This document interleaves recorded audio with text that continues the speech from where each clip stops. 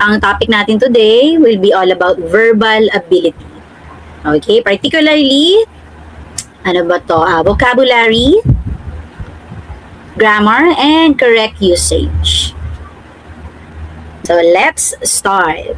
Okay, please try to answer 1 and 2. Good evening po. So, synonyms po muna tayo.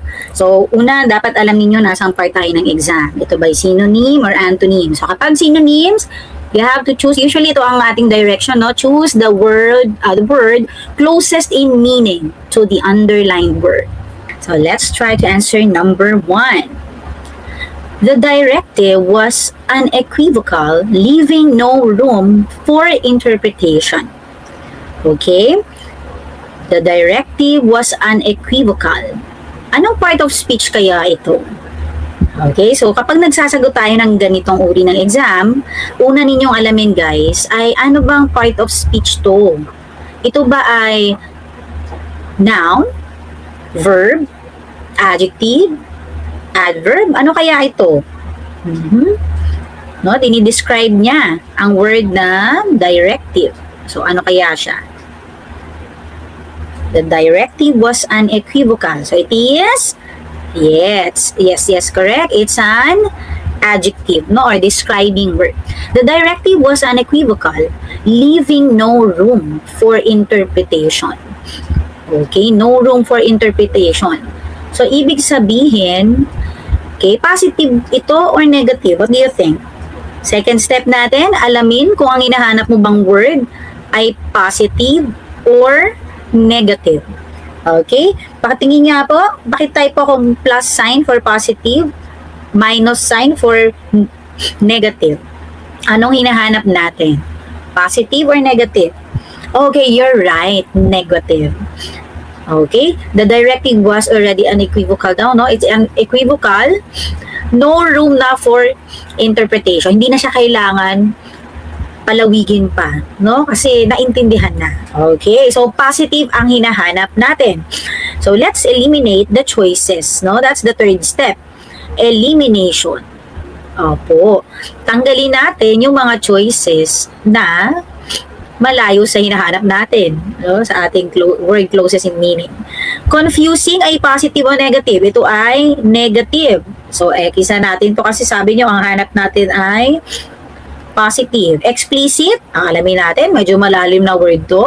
Tentative, positive or negative, ito ay negative. Diba kapag tentative schedule, hindi sigurado.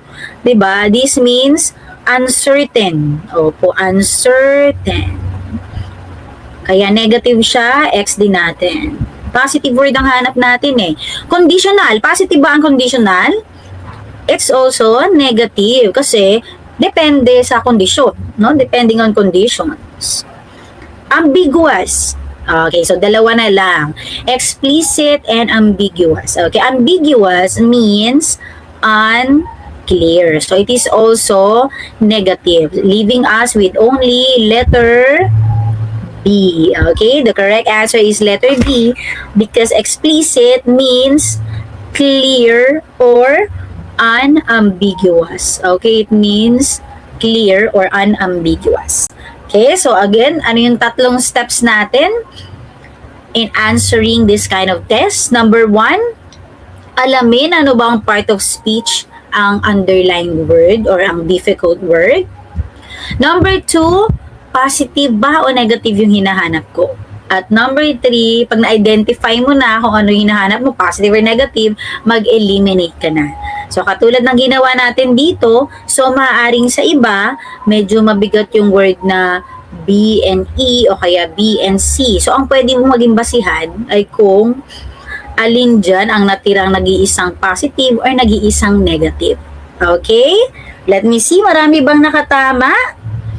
Ayan, patingin nga. Ayan, alam nyo na negative yung hinahanap. That's good kasi ibig sabihin naintindihan niyo yung context ng ating sentence. Okay, marami bang nakatama? Okay, marami naman, pero may iba na, medyo nalito pa. And that's alright. Okay, so may mga iba pa akong hinanda na items for you guys. It's okay, one pa lang naman. Okay, balikan natin ang number 2. Anong sagot nyo sa number 2, guys? Pwede bang pakitype po ulit? Okay, so tingnan natin. The senator's speech was filled with rhetoric but lacked substance. Filled with rhetoric but, so since may word na but dito, ibig sabihin ang dalawang sentence natin or ideas ay contrasting. Isa ay positive, isa ay negative, no? So ang word na to ay nasa positive part kasi ang lack substance ay negative. So ang hinahanap natin positive word. A, emotion, B, meaning, C, clarity, D, accuracy, or E, ornamentation. Okay, ano sa tingin niyo ang pinakabagay? Okay, pag sinabi nating lack substance, ano ka ibig sabihin nito? Lack substance, no? Meron siyang poor quality. Opo, poor quality. Okay? Pag puno ba ng emosyon, poor quality na? Okay, so maaari. So mamaya i-weigh natin kung alin yung matitira. No, tingnan natin alin yung better answers. Meaning, filled with meaning but lack substance. Parang opposite naman yon, di ba? Kasi kaya nga nasabing lacking substance, big sabihin, medyo nonsense, walang meaning yung word sa speech. So, meaning here ay significance, no? So, wala siyang significance. See, clarity. So, I don't think so sa clarity. Kasi sabi dito ay walang substance, meaning malabo siya, no? Opo. Yung questionable yung understandability ng ating speech. Letter D, accuracy. Okay, so hindi rin siya accurate. Opo, hindi rin siya accurate. Kasi kung accurate siya, hindi na masasabihang lacking substance or quality.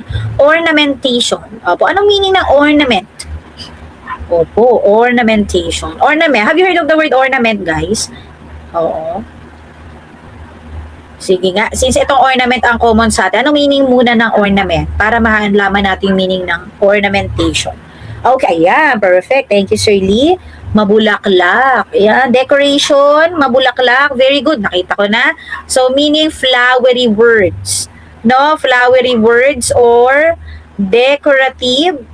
Ay, usog ko lang ito. Decorative language. Parang mabulaklak na pananalita. Decorative language. Pero, walang emosyon. Okay? At walang content. Without real content. No? Decorative pero walang content. Okay, so ano yung sa tingin niyo ang mas bagay sa ating sentence? Is it letter A or letter B? Ay, letter E. O, alin ang mas bagay sa situation dito? Sa context rather. The senator's speech was filled with, imagine niyo in real life. Yan, sa politika. Ayan, gagaling magsalita pero kulang ng substance. Hindi pala nila nahihit yung kanilang no? Hindi makuha yung gusto mo. No, pero ang gaganda ng speech. So, which one is better? Okay, very good. It's letter E. So, sa context natin, mas bagay si letter E, medyo mababaw na kapag letter E yung A yung ating nilagay or pinili. No?